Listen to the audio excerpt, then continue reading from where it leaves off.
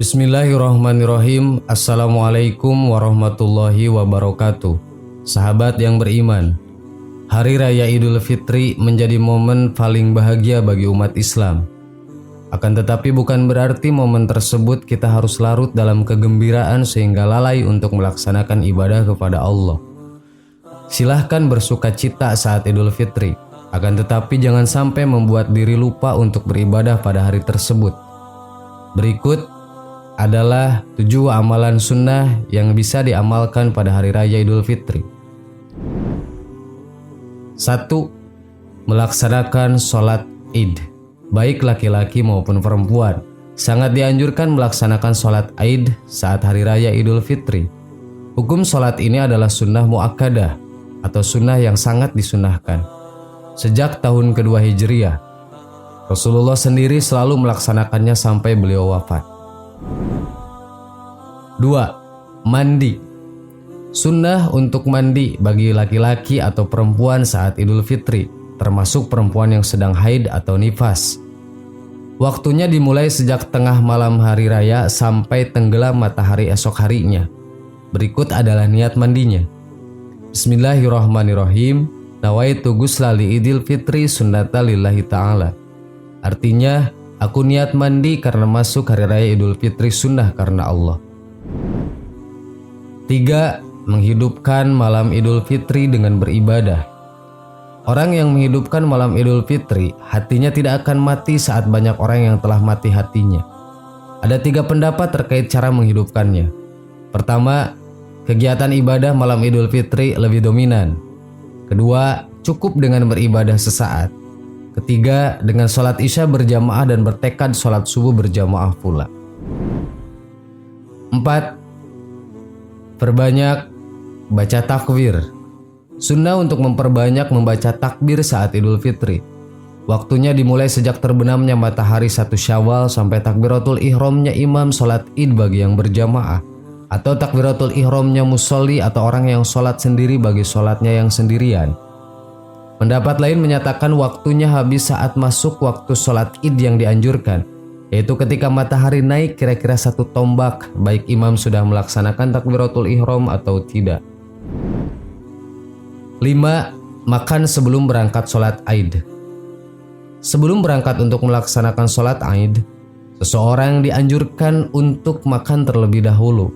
Orang yang meninggalkan anjuran ini hukumnya makruh. 6. Membedakan rute pulang pergi sholat Id. Dianjurkan rute sholat Id untuk dibedakan dengan rute yang dilalui ketika pulang. Rute keberangkatan juga dianjurkan agar lebih panjang dari rute pulang.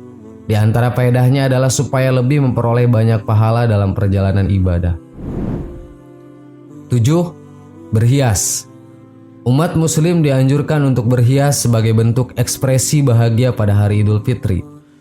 Cara berhiasnya seperti dengan memotong kuku, mandi, mengenakan parfum, dan mengenakan pakaian terbaik. Dianjurkan pakaian berwarna putih.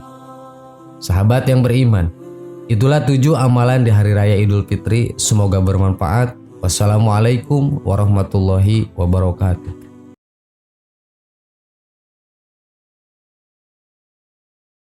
Bismillahirrahmanirrahim. Assalamualaikum warahmatullahi wabarakatuh. Sahabat yang beriman, bulan Ramadan merupakan bulan istimewa. Bulan Ramadan memiliki keutamaan dan keistimewaan yang besar di antara bulan-bulan lain. Utamanya pada 10 malam terakhir Ramadan. Ketika memasuki 10 akhir Ramadan, Nabi fokus beribadah, mengisi malamnya dengan ibadah, dan membangunkan keluarganya untuk ikut ibadah. Hadis riwayat Al-Bukhari. Lantas, apa saja amalan utama yang dianjurkan untuk dilakukan pada waktu tersebut? Menurut Syekh Jainuddin Al-Malibari, dari kitab Fathul Mu'in terdapat 3 amalan yang mesti dilakukan pada 10 akhir Ramadan. Pertama, memperbanyak sedekah, mencukupi kebutuhan keluarga, dan berbuat baik kepada kerabat dan tetangga. Seseorang bisa menyediakan buka puasa semampunya bagi orang yang puasa, meskipun sekadar memberi segelas air. Kedua, memperbanyak membaca Al-Quran. Membaca Al-Quran disunahkan kapanpun dan dimanapun selain tempat dilarang membaca Al-Quran seperti di toilet.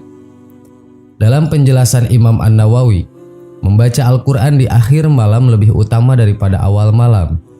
Pendapat ini juga dikemukakan Abu Bakar Syatta yang mengatakan bahwa membaca Al-Quran di malam hari lebih fokus daripada siang hari karena lebih fokus.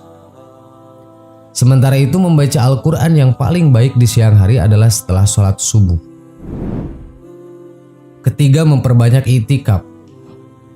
Hal ini sesuai dengan kebiasaan Rasulullah yang meningkatkan ibadah dengan cara beriktikaf di masjid pada 10 akhir Ramadan. Amalan Rasulullah di 10 malam terakhir Ramadan, dalam tulisan Amalan Rasulullah pada 10 malam terakhir Ramadan dijelaskan bahwa Rasulullah melakukan ibadah yang dilakukan khusus pada malam-malam tersebut. Pertama, menghidupkan malam-malam Ramadan. Hal ini sebagaimana dijelaskan dalam Sahih Muslim. Aisyah meriwayatkan, "Aku selalu menyaksikan beliau beribadah selama Ramadan hingga menjelang subuh." Kedua, Rasulullah SAW selalu membangunkan keluarganya untuk sholat malam di malam 10 terakhir bulan Ramadan. Hadis Abi Dzar menggambarkan hal ini dengan jelas. Bahwasannya Rasulullah SAW beserta keluarganya bangun untuk beribadah pada malam 23, 25, 27, khususnya pada malam 29. Ketiga, Rasulullah mengencangkan ikat pinggang dalam arti menghindari tempat tidur pada 10 malam terakhir Ramadan. Hal ini bersandar pada hadis Rasulullah SAW ketika memasuki 10 terakhir malam Ramadan, beliau mengencangkan ikat pinggangnya, menghidupkan atau beribadah malam itu dan membangunkan keluarganya. Keempat, Rasulullah SAW pernah menyambung puasa tanpa berbuka hingga maghrib yang akan datang atau disebut puasa wisol pada 1 malam dari 10 malam terakhir Ramadan. Namun puasa wisol tidak dianjurkan untuk ditiru oleh pengikutnya. Kelima, Rasul SAW mandi dan membersihkan diri dan memakai wangi-wangian menjelang Isya selama 10 hari terakhir Ramadan dengan harapan memperoleh Lailatul Qadar. Keenam, Rasulullah SAW selalu beriktikaf di 10 malam terakhir. Doa akhir Ramadan yang dipanjatkan Rasulullah SAW. Bismillahirrahmanirrahim. Allahumma la taj'al'u akhiral akhdi min syiyamina iyyahu fa in ja'altahu faj'alni marhuman wa la taj'alni mahruman. Artinya, ya Allah, janganlah engkau jadikan bulan Ramadan ini bulan Ramadan terakhir dalam hidupku.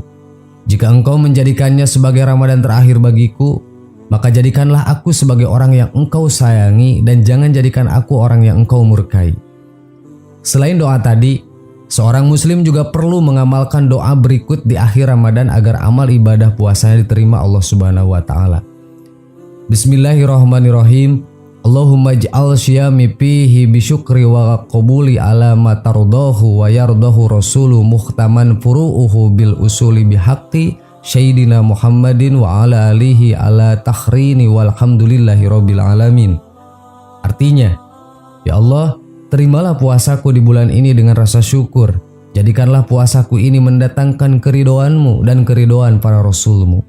Engkau kuatkanlah furu atau cabang-cabangnya dan usul atau pokok-pokoknya. Demi kebenaran junjungan kami Muhammad SAW beserta keluarganya yang suci. Segala puji bagimu ya Allah, Tuhan semesta alam. Allahumma innaka afuwun karimun tuhibbul afwa fa'fu anni ya karim. Artinya, ya Tuhan, sesungguhnya engkau zat maha pengampun dan menyukai memberi pengampunan kepada hambanya. Maka ampunilah kesalahan kami, wahai zat yang maha mulia. Allahumma rabbana taqabbal minna salatana wa syiyamana wa ruku'ana wa sujudana wa qu'udana wa tardauna wa taqshuna ana wa taqbaduna wa tamim taqsirin ala ya Allah ya rabbal alamin. Artinya, ya Allah, terimalah salat kami, puasa kami, ruku kami, sujud kami, duduk rebah kami, kerendah dirian kami, kekhusyuan kami, pengabdian kami, dan sempurnakanlah apa yang kami lakukan selama kami menunaikan sholat ya Allah, Tuhan seru sekalian alam. Wallahu alam. Sahabat yang beriman, itulah amalan 10 malam terakhir di bulan Ramadan yang sering dilakukan oleh Rasulullah SAW. Semoga kita bisa mengikuti ibadah yang sudah Rasul contohkan. Amin. Assalamualaikum warahmatullahi wabarakatuh.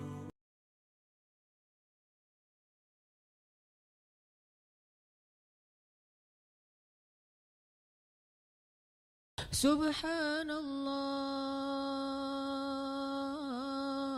walhamdulillah wa la ilaha illallah wallahu akbar. Subhanallah.